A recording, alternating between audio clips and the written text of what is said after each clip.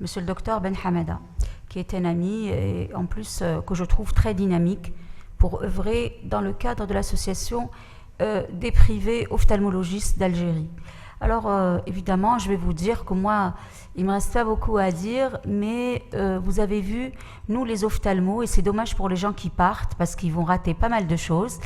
Alors, je vais dire que nous, les ophtalmologistes, on est taxés pour être des gens très, on va dire,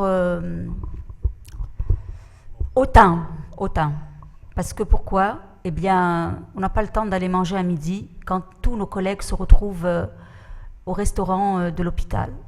Pourquoi on n'a pas le temps ? Parce que nous avons, au jour d'aujourd'hui, une spécialité médico-chirurgicale et d'exploration. Donc, on est les internistes pour l'œil, on est des chirurgiens généraux pour l'œil, on est des radiologues pour l'œil, mais on travaille énormément avec les internistes parce qu'il y a les maladies générales. Vous avez vu, œil et maladies générales. On travaille beaucoup au bloc, mais là, on ne travaille pas avec les chirurgiens, mais on peut opérer avec les orbitologues. Et puis aussi, on explore nous-mêmes nos yeux. Quand je dis nos yeux, c'est-à-dire que les yeux de nos patients, et on considère que les yeux de nos patients sont nos yeux. Donc, ce n'est pas un lapsus. Et depuis quelques années, je vais vous annoncer quelque chose. On a été élevé au stade de spécialité technique.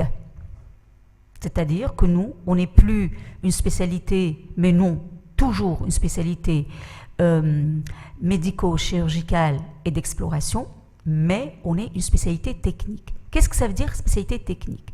Ça veut dire que si je vais au Canada, mais rassurez-vous, je n'irai pas au Canada, je reste dans mon pays, je vais être payé super cher, c'est-à-dire 500 000 $ an, parce que c'est une spécialité technique. Voilà. Donc, mais je reste dans mon pays et il y a lieu de rester dans ce pays parce que vraiment, il vaut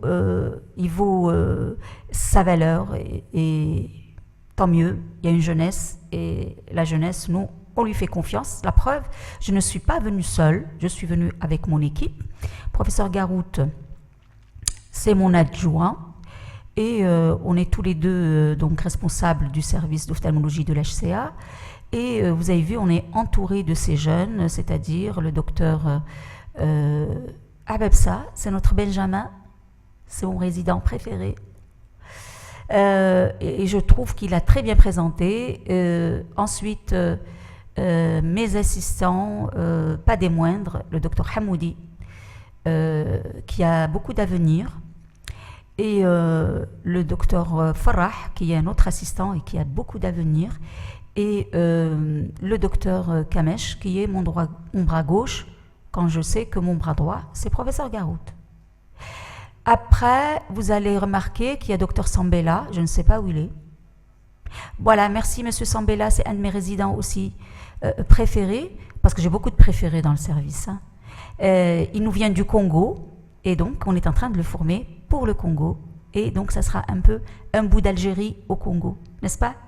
Vous m'avez corrigé hier. J'ai dit, il a dit, M. Kamesh, c'est un produit d'Algérie pour le moment. Et j'ai dit, c'est vrai, hein, parce qu'il va rentrer dans son pays, au Congo. Et je suis sûre que ça sera un très grand ophtalmologiste parce qu'il a une curiosité scientifique extraordinaire. Il nous étonne souvent. Mais je dis que, et il m'a corrigé, il a osé. Il m'a dit, madame, je serai toujours un produit d'Algérie. Donc, j'ai été très, très touchée par cette reconnaissance. Donc, j'ai assez parlé. Et donc, je sais que mon équipe a vraiment bien introduit le sujet. Et donc, merci, Dr Abebsa, d'avoir introduit le sujet. Mais je remercie professeur Garout, même s'il a grignoté sur mon temps, mais ce n'est pas grave. Il vous a dit beaucoup de choses. C'est-à-dire qu'aujourd'hui, vous les généralistes, les non-ophtalmologistes, vous pouvez parler avec vos patients de ces lasers. C'est pour ça que bravo Monsieur Arfi et bravo tout le bureau de l'AOPA, Monsieur Lazouni et compagnie, parce que vous avez eu une très très bonne idée. Le généraliste et le non-ophtalmologiste peuvent nous sensibiliser le patient et on compte sur vous parce que vous êtes les médecins de première ligne. Vous voyez plus les diabétiques, les hypertendus que nous. Ils viennent d'abord chez vous avant d'arriver chez nous. On ne voudrait pas qu'ils nous viennent en retard et on voudrait que vous les sensibilisiez par rapport à ce traitement. Il a dit, professeur Garoud, c'est un traitement facile. Ce n'est pas un traitement facile. C'est un traitement qui est précis, mais que les ophtalmologistes bien entraînés, savent faire. Donc, vous pouvez leur dire qu'ils peuvent nous faire confiance. Quand on apprend à le faire, on le fait bien. Mais aujourd'hui, vous l'avez vu, professeur Garoud, il était auprès de son patient. Bon, il a dit facile parce que lui, il sait le faire. Mais nos étudiants, ils apprennent à le faire. Et bon. Maintenant, pour la rétine, je suis un petit peu le porte-drapeau donc, pour la rétine, pour la simple et unique raison que j'ai fait une thèse sur la rétinopathie diabétique. Et donc, je reste très fidèle à ce thème. Même si au jour d'aujourd'hui, je fais autre chose. Je fais de l'allergologie, n'est-ce pas, mon cher collègue allergologue? Et on en a parlé hier. On reste très attaché à cette rétine. Alors, ce qui est bien, monsieur Abebsa, il a dit 1960. C'est plus tôt que ça, monsieur Abebsa. Disons que 1960, c'est les lasers, c'est les équipements. Mais sachez que il faut toujours rendre à César ce qui appartient à César. 1949, déjà, eh bien, il y a un éminent donc, médecin qui s'appelle Meyer Schweikerath. Meyer, vous pouvez deviner de quelle origine il peut être, mais à un moment donné, les Juifs étaient Sha'b Allah al-Mukhtar. Donc, ils sont vraiment versés dans tout ce qui est innovation, dans tout ce qui est... Et tout à l'heure, professeur Garoud, il a parlé de Ibn al-Haytham. Vous vous rendez compte? Déjà, lui, en ce temps-là, il parlait des lentilles, il parlait... Franchement, aujourd'hui, moi, je trouve qu'on n'a aucun mérite par rapport à ces gens-là. Si ce n'est que le mérite serait de suivre tout ce qu'il y a lieu de faire et de rester dans les recommandations des experts. Et quand on fait un travail, il faut le faire bien. Et comment on peut le faire bien? En l'apprenant comme il faut. Ne pas se précipiter. C'est ce que je dis à mes élèves. Ne soyez pas précipités. Ne soyez pas, comment dirais-je? Ne soyez pas pressés. Voilà. Ne soyez pas pressés pour aller faire la cataracte, le laser. Prenez le temps d'apprendre et dire « je n'ai pas compris, je ne sais pas encore, il me manque encore des choses ». Après, vous aurez la reconnaissance du patient. Vous vous rendez compte ce que c'est que la reconnaissance du patient? C'est énorme. C'est le meilleur cadeau qu'un patient puisse vous faire. Et en plus, il va vous faire beaucoup de publicité. Alors, si vous êtes des cabinards, ça sera pub gratos. Alors, qu'est-ce qu'il a fait, ce grand monsieur? Eh bien, il a découvert la photocoagulation. Et à un moment donné, vous vous rendez compte comment il faisait ce monsieur? Il interposait loupe, il s'arrivait à faire converger tout simplement les rayons de soleil, c'est pas possible, à travers cette loupe et d'aller dans carrément l'œil. Vous vous rendez compte qu'est-ce qu'ils faisaient ces gens-là? Heureusement qu'on n'est plus comme ça, hein, parce que nous, on a vraiment des moyens extraordinaires aujourd'hui. Les verres dont vous a parlé M. Bessa, c'est des verres très chers. C'est pour ça que la consultation d'ophtalmologie, elle est chère. Enfin, les gens trouvent qu'elle est chère. Mais nous, nos moyens sont très chers. Si je veux faire de la bonne ophtalmologie, M. Lazouni, il va vous dire, je mets le Pactol. N'est-ce pas, M. Lazouni? Ok. Il est très bien équipé, M. Lazouni. Il est à Tlemcen. Hein. Si vous voulez l'adresse, vous m'en parlez. Alors, après 1960, ok, les lasers rubis. Et avec les lasers rubis, il y a eu l'ère des lasers. Et après, heureusement, qu'il y a eu des études. Parce qu'on a le produit, et après, pour valider les produits, on fait des études. Et c'est les études qui valident les produits. Et voilà. Donc, et il faut faire des études de grande envergure, et vous allez voir que on continue à faire des études même aujourd'hui, et encore une fois, en 2008, malgré toutes les molécules, malgré tout ce qu'on a aujourd'hui, eh ben, il se trouve que les lasers continuent à régner. Alors, s'il vous plaît, les généralistes, les internistes, les cardiologues, les diabétologues, dites à vos patients, le laser, mais impossible. Le laser, il ne donne rien au pire. Parce que le patient, ça dépend du stade auquel il nous arrive. Si le patient nous arrive à temps, comme dit M. Hamoudi, il n'y a pas de souci. On sait faire. Et regardez M. Kamesh, rappelez-vous, il vous a montré cette dame qui a eu un laser, ça fait, M. Garout, c'est une patiente à vous, ça fait 35 ans. Ça fait 35 ans et elle vient encore. Elle est vivante, elle est belle, elle a une qualité de vie extraordinaire, elle ne voyait rien. Elle a toujours ses 8 dixièmes. Vous vous rendez compte ce que c'est? Alors qu'elle est venue aveugle. Pourquoi? Parce qu'elle s'est présentée à temps. Donc, elle a eu son laser, et même si son laser, les cicatrices ont avancé, elle est gênée. Surtout, elle nous dit, je suis gênée. Bon, mais elle ne conduit pas, elle a 85 ans, mais elle lit, elle regarde la télé, elle profite de ses petits-enfants. Et aujourd'hui, le laser, je vous en parle, parce que justement, les cicatrices aujourd'hui elles restent localisées. Vous vous rendez compte? Ça veut dire qu'il n'y a même plus de risque, est-ce que ces cicatrices s'étendent? Donc, ok, le laser argon, il vous en a parlé, M. Abebsa, c'est le gold standard, c'est-à-dire le classique. Après, on va vous dire que le laser classique, c'est le laser où les cicatrices, avec le temps, elles vont augmenter. C'est pour ça qu'il faut faire le laser bien. Il ne faut pas le faire un impact à côté de l'autre. Il ne faut pas faire ça. Il faut bien gérer. Donc, comme ça, même quand la cicatrice, elle augmente autour, eh ben, on reste bien. Mais bon, au jour d'aujourd'hui, eh bien, on est bien. Parce que quand on met un point de laser, il reste là où il est. Là où il est. Il ne bouge plus. Je vous ai mis une injection et un globe. Aujourd'hui, nous, les ophtalmos, on utilise beaucoup les anti-VEGF. Mais malgré ça, pour arrêter la rétinopathie diabétique, pour arrêter des maladies vasculaires au niveau de l'œil, mais malgré ça, les deux traitements se complètent. Alors, pourquoi aujourd'hui on est à l'aise pour parler du laser? Tout simplement parce que le laser classique, on est d'accord, il a des bémols, les cicatrices endommagent la rétine, il va avoir une altération de la vision périphérique, nocturne, il va augmenter l'œdème dans un premier temps, et tout ça, et bon, il peut ne pas permettre une récupération de l'acuité visuelle, mais je vous ai dit, il permettra toujours une récupération de l'acuité visuelle antérieure. Si le patient voyait 4 dixièmes, il va retrouver ses 4 dixièmes, mais à condition que le patient m'arrive à temps. Après, le laser, par rapport aux anti-VEGF, c'est quoi le fort du laser? C'est qu'il n'a pas d'effet systémique. Il n'a aucun effet sur le plan général. Vous vous rendez compte?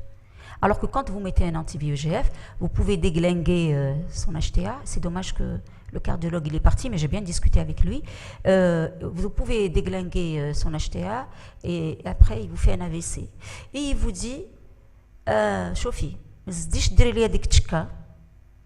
parce que هذيك تشكا خربت لي مخي. D'accord, il y a l'œil, mais il y a la vie. Quand vous récupérez un œil au profit, non pas au profit, c'est pas le mot juste. Avec un AVC après, c'est pas très intéressant. Mais après, il faut prendre des précautions avec ces molécules-là, c'est tout. Alors, qu'est-ce que sur le plan au jour d'aujourd'hui on a? Eh bien, c'est ce qu'on appelle les nouveaux lasers. Je vais vous parler des lasers récents et futurs. C'est ce qu'on appelle le Retinal Navigate Laser Therapy, c'est-à-dire le Navilas. C'est un laser, qui va aller vous donner la possibilité de faire une imagerie c'est-à-dire que vous allez pouvoir faire une photo de votre fond d'œil et aussi une angiographie. Vous allez planifier votre traitement et vous allez procéder au traitement. Il est approuvé par la FDA et il est aussi approuvé par la CE. Et ça, c'est intéressant. Alors, évidemment, normalement, il y a un film. Hein. Je ne sais pas pourquoi il ne marche pas. Est-ce que... Oui, alors oui, j'ai compris pourquoi il ne marche pas. Parce que il faut que je l'active. Ça marche là? Oui. Voilà. Alors, regardez au jour d'aujourd'hui comment je peux faire mon laser. J'ai le fond d'œil, j'ai l'imagerie, j'ai tout. Qu'est-ce que je fais? Je prépare mon traitement. Et avec un seul clic, tout le traitement, il se fait. Vous vous rendez compte? On faisait la PPR, on la faisait en 1 an. À peu près. Aujourd'hui, je peux la faire en 1 séance. Vous vous rendez compte ce que c'est? Alors, évidemment, moi, personnellement, je préfère, par exemple, faire la moitié de la rétine l'après-midi et le lendemain matin, faire la deuxième moitié de rétine. Voilà. Donc, après, pourquoi je peux faire ça? 1 an, il se réduit en 1 séance. Eh bien, tout simplement, c'est les lasers qui ont changé. Regardez, juste pour vous donner une idée, hein. Le laser classique, il délivre à chaque spot une énergie de 127 joules, d'accord? Eh bien, aujourd'hui, avec ce laser multispot, eh bien, on n'a plus que 30 joules. Alors, il est moins chaud, moins agressif, je peux programmer. Et regardez les points au niveau de la rétine, les points sont restés des points. Ils ne se sont pas étendus. Et en plus, vers le bas, regardez là où vous avez des petits, on va dire, cicatrices. Elles sont restées, vous avez 3 cicatrices, 3 impacts. Et regardez, à travers le temps, elles sont restées séparées l'une de l'autre. Donc là, c'est génial. Et je peux faire beaucoup d'impacts en même temps. Donc c'est un traitement qui est bénéfique pour le patient et pour le praticien. Et le patient n'a pas mal. Alors, il n'y a pas d'effet secondaire et je vous ai dit, les impacts sont limités à la rétine externe. Il y a d'autres lasers, c'est ce qu'on appelle le laser Pascal, c'est ce que je viens de vous raconter. Le laser Pascal, ce n'est pas un nom propre, c'est Pattern Scan Laser. C'est ce que je viens de vous expliquer. Il y a aussi le laser jaune, mais je ne vais pas trop vous casser la tête avec ça. C'est dédié. Tout à l'heure, M. Bebsa, il vous a dit, il y a le vert, il y a le jaune, il y a le rouge. On a des lasers dédiés. Chaque laser, il a son champ d'action. Et juste pour vous donner une idée, sur le laser Gold Standard, qui est le classique, et le nouveau laser, regardez. Ça, c'est l'impact du laser classique. Vous avez un faisceau qui est complet et il va mettre des impacts au niveau de la rétine. Mais s'il vous plaît, regardez sur la photo de droite, regardez la température. Au début, elle est dans le bleu, ça veut dire berd, mais regardez dans l'autre, c'est dans le rouge. Ça veut dire que vous avez une décharge thermique qui est monstrueuse. Et c'est ça qui fait élargir la cicatrice. Et c'est toute la rétine qui prend dans la gueule. C'est-à-dire que vous allez traverser la rétine, toute la rétine interne et la rétine externe. Alors que, avec le laser, le nouveau mode de laser, on appelle ça les lasers micropulses, regardez, le laser, il est fragmenté. Donc, il a le temps de refroidir entre les différents fragments. OK? Et en plus, ce qui est bien, c'est que, eh bien, il va vous intéresser, regardez sur la photo de droite, il va vous intéresser là où il y a le jaune que la rétine externe. Il ne va pas vous toucher à la rétine interne. Quand on sait qu'au niveau de la rétine interne, c'est là où se situent les cellules photoréceptrices, les cellules visuelles. Donc voilà, on est très très bien.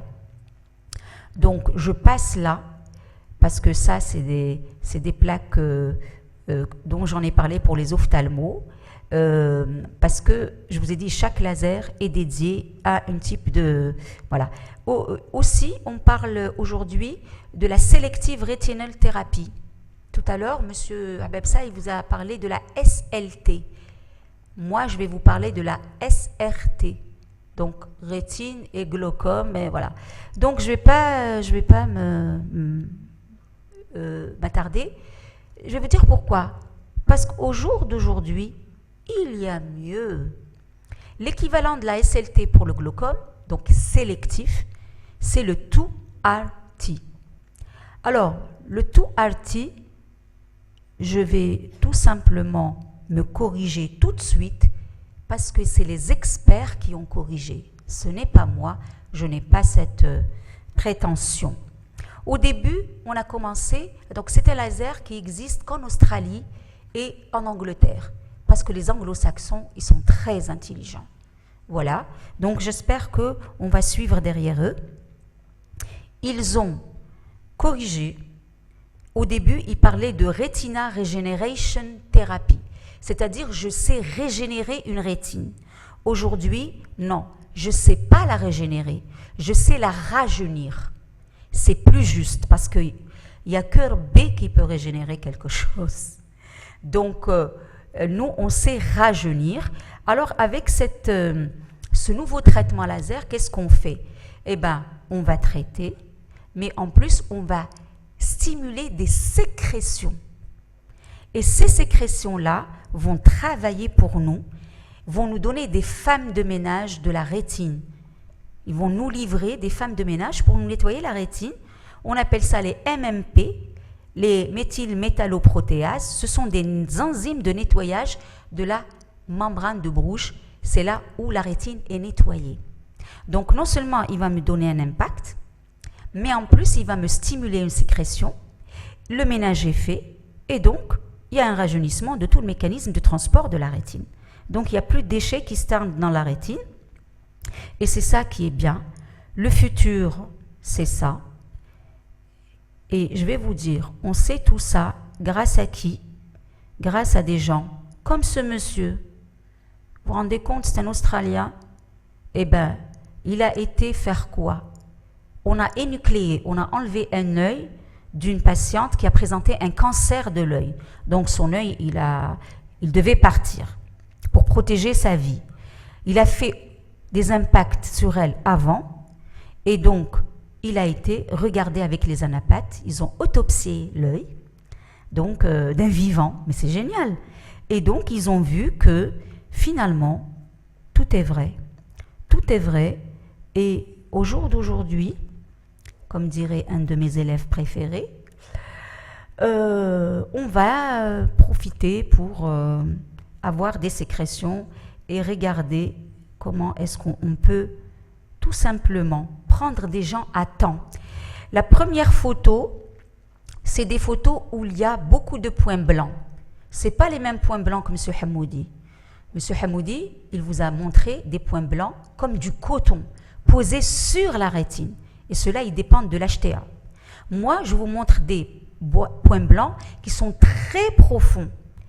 Et donc, au niveau de la rétine externe, et donc, ces points blancs, on appelle ça les drusènes, et les drusènes prédisposent à faire de la DMLA. Vous connaissez, vous avez déjà entendu parler de la DMLA, la dégénérescence maculaire liée à l'âge. C'est ce qui aveugle après le diabète. Et en France, par exemple, parce qu'on a des chiffres français, après 50 ans, ce n'est plus le diabète, c'est la DMLA qui rend aveugle.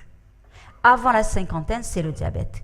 Et donc, regardez, grâce à ce laser, le 2RT, eh bien, regardez le blanc d'en haut, regardez ce qu'il en reste en bas. Pratiquement rien. Et c'est ça qui prédispose à la DMLA. Et voilà, c'est tout ce que j'avais à vous dire. Rassurez-nous nos patients. Rassurez-nous nos patients. Parce que franchement, regardez, l'évolution technologique, elle est extraordinaire. On est passé de millisecondes fois 100 fois 10 microsecondes. Et les garçons, ils savent ces choses-là. La nanoseconde, c'est-à-dire... on ne fait plus rien et on fait tout en même temps. Et Dieu seul sait ce que nous réserve l'avenir. Aidez-nous, s'il vous plaît, à voir nos patients à temps pour le laser. Merci beaucoup.